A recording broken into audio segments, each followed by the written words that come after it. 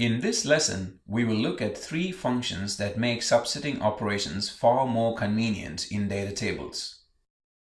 A commonly occurring subsetting operation is to look for all rows that match a pattern in a column. DataTable provides a convenience function, %like%, that is concise and also makes the actual operation easier to understand. In this example, we are looking for all the rows where start_station column starts with the string San Francisco. The meta character caret specifies that you are looking for a pattern at the beginning of a string.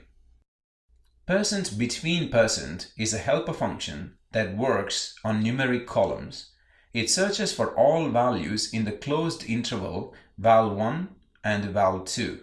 That is, it finds all values that are greater than or equal to val1 and less than or equal to val2.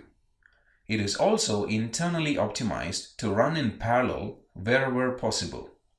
Here, we subset all rows where duration is between 2000 and 3000. %ch_in% is another helper function which is a much more efficient version of %in%, but only for character vectors. You can use it to look for specific strings in a vector.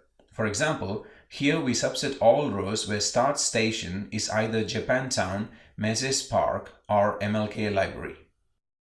Go ahead and practice using these